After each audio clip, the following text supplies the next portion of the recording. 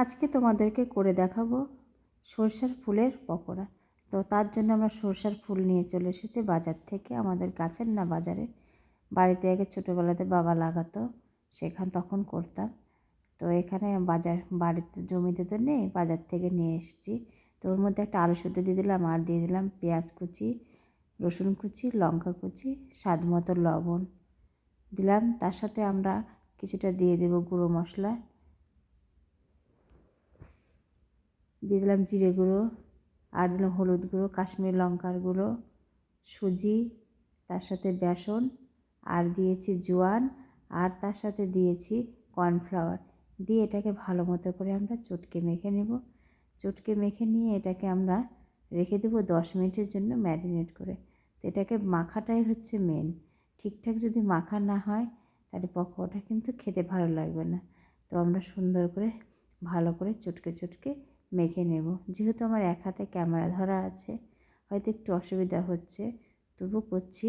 আর একটু সামান্য আমরা জল দিয়ে দেবো। জল দিতাম না, যেহেতু সুজি দিয়েছি তো সুজিটা দিলে একটু জল দিলে কি সুজিটা ফুলবে। তার জন্যই তো আমরা 10 মিনিট রেস্টে রেখে দিতে হবে, তাহলে সুজির মধ্যে জল ঢুকে গেলে সুজিটা ফুলে যাবে। তো এটাকে ভালো মতো করে আমরা চটকে চটকে মাখবো। আলুটা যেটা একটু হয়তো গোটা গোটা থাকবে, কিন্তু গোটা গোটা থাকলে সেটা খেতে ভালো লাগবে। তো ওই জন্য আমরা এটাকে 10 মিনিটের জন্য আমরা রেস্টে রেখে দিলাম সুজিটাকে ফোলার জন্য। এবার 10 মিনিট পর এটাকে আমরা ছোটো ছোটো সাইজে বল বল করে চ্যাপ্টা করে এটাকে সাইজ করে নেব। আমরা এইভাবে সবগুলোই আমরা চ্যাপ্টা চ্যাপ্টা করে গোল গোল শেপে করে চ্যাপ্টা চ্যাপ্টা করে দিই। এবার গ্যাসটা আমরা জ্বালিয়ে দিলাম, দিয়ে আমরা কড়াইটা চাপিয়ে দিলাম।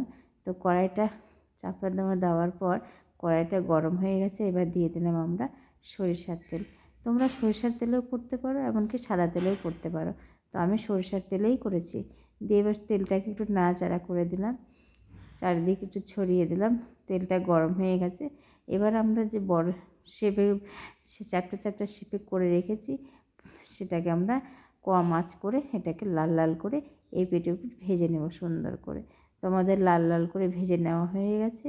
এবার এটাকে আমরা নামিয়ে নেব। নামিয়ে নিলেই আমাদের রেডি গরম গরম সরষের ফুলের পকোড়া। তো আমার রেসিপিটা তোমাদের কেমন লাগলো? যদি ভালো লেগে থাকে তাহলে কিন্তু অবশ্যই লাইক করে শেয়ার করে দেবে, তাহলে অন্যজনে দেখার সুযোগ পাবে। এবার বাদবাকি যে পকোড়াগুলো আমরা করে রেখেছি, এগুলো আমরা এপিঠ ওপিঠ কম আঁচ করে লাল লাল করে ভেজে তুলে নেব। এটা কিন্তু জলখাবারে খুবই দুর্দান্ত। মুড়ি দিয়ে খাও, এমনকি ভাতের সাথে খাও, বা এমনি মুখে খাও সস দিয়ে। তো আমরা সস দিয়েই খেয়েছিলাম। তো সুন্দর করে আমরা প্লেটে সাজিয়ে নিয়েছি গরম গরম পকোড়া।